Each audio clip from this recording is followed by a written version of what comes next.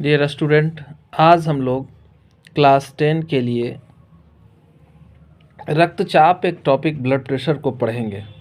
रक्तचाप क्या है? सबसे पहले तो ये जाने कि रक्त वाहिनियों में बहता हुआ रक्त जो है वो वाहिनियों की दीवार पर जो दबाव डालता है उसी को हम लोग क्या कहते हैं? रक्तचाप कहते हैं। वो क्या कहलाता है? तो रक्तचाप कहलाता है। ठीक है, हम जानते हैं कि हृदय हमारा जो है एक सेंट्रल पंपिंग सिस्टम की तरह काम करता है।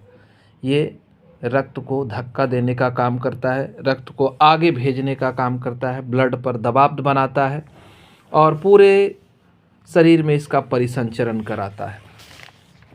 हृदय को धमनियों, केशिकाओं, सिरिकाओं, सिराओं सभी जगह रक्त का संचार करना होता है। हम जानते हैं रक्त के माध्यम से ही हमारे शरीर के अंदर जो है वो ऑक्सीजन, कार्बन डाइऑक्साइड, पोषक पदार्थ का परिवहन होता है और गंदे पदार्थ बाहर आगे किडनी तक पहुंचते हैं और किडनी फिर इसे फिल्टर करके शरीर से बाहर मुक्त करने का काम करता है।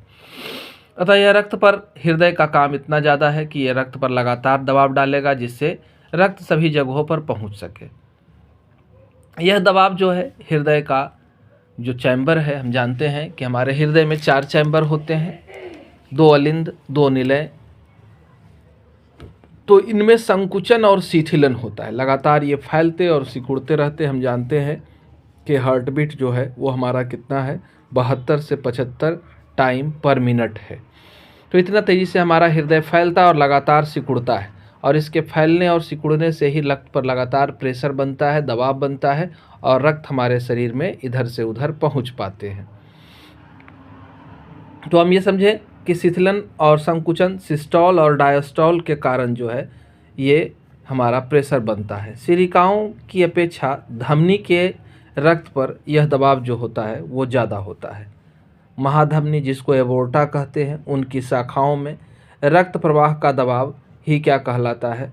रक्तचाप कहलाता है ना। तो रक्तचाप को हम लोग कई तरह से लिख सकते हैं। रक्त पर दबाव जो है वो निलय, निचला हिस्सा हृदय का क्या है? निलय है, दायां और बायां के संकुचन से उत्पन्न होता है। संकुचन से उत्पन्न होने वाले दबाव को सिस्टोलिक प्रेशर, है ना, शिथिलन दाब कहते हैं। और इसका मान संकुचन होने से प्रेशर ज़्यादा होगा, तो प्रेशर ज़्यादा होगा तो यह 120 mmHg पारे के स्तंभ के बराबर दबाव को उत्पन्न करने का काम करता है। यानी सिस्टोलिक प्रेशर आपका कितना है सामान्य स्थिति में? तो 120 mmHg के बराबर होता है। इसी तरह निलय जो है वो जब शिथिलन करेगा यानी सामान्य स्थिति में लौटेगा तो भी रक्त के ऊपर दबाव उत्पन्न होगा। यह दबाव जो है वो डायस्टोलिक प्रेशर कहलाएगा, शिथिलन दाब कहलाएगा और ये उससे हर हालत में क्या होगा? कम होगा। निलय के शिथिलन अर्थात डायस्टोलिक प्रेशर के समय रक्त अलिंद से है जो है वो निलय में प्रवेश करता है ना। कहाँ से प्रवेश करेगा? अलिंद से कहाँ आएगा? निलय में आएगा। तो उस समय प्रेशर कितना होगा? तो 80 mmHg यानी पारे के स्तंभ के बराबर दबाव उत्पन्न करता है। अगर एक स्वस्थ मनुष्य के दबाव की बात करें तो दोनों दबाव से स्पष्ट हो गया कि ये 120/80 mmHg के बराबर होता है। अब अलग अलग व्यक्तियों में ये दबाव जो है वो अलग हो सकता है, उम्र के कारण, लिंग के कारण, आनुवांशिकता के कारण, शारीरिक स्थिति क्या है, मानसिक स्थिति क्या है तथा अन्य कारकों पर भी यह रक्तचाप जो है वो निर्भर करता है। रक्तचाप को अगर मापना है तो हम लोग इसे स्फैग्नोमैनोमीटर यंत्र से मापते हैं। इसे हम लोग देखे ही होंगे, है ना। हाथ में पट्टी लगाया जाता है, एक कॉलम बना रहता है मरकरी का और फिर वैक्यूम क्रिएट किया जाता है दबा करके गुब्बारे जैसी स्थिति को। तो ये जो है दबाव को बताता है। सामान्य से अधिक अगर रक्तचाप हुआ, 120/80 से अगर आपका दबाव बढ़ रहा है तो उस कंडीशन को क्या कहते हैं? उस कंडीशन को हाइपरटेंशन कहा जाता है ना। हाई बीपी का जिसे हम लोग कह सकते हैं।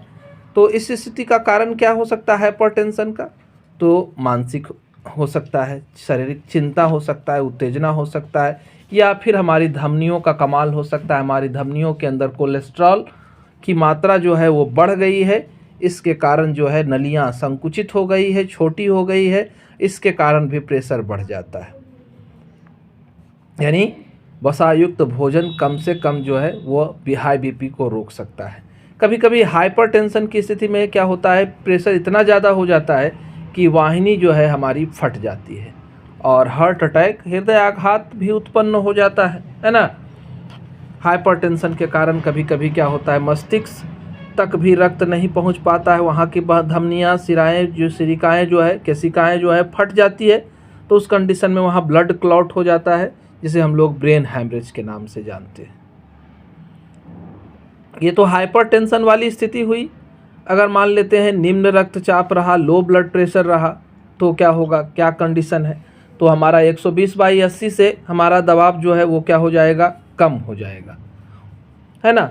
तो ये लिख सकते हैं इसमें कि वह दाब जिससे धमनियाँ और नशे में रक्त का प्रवाह क्या हो जाए, घट जाए, कम जाए, है ना, तो उसे ही हम लोग लो बीपी कहते हैं।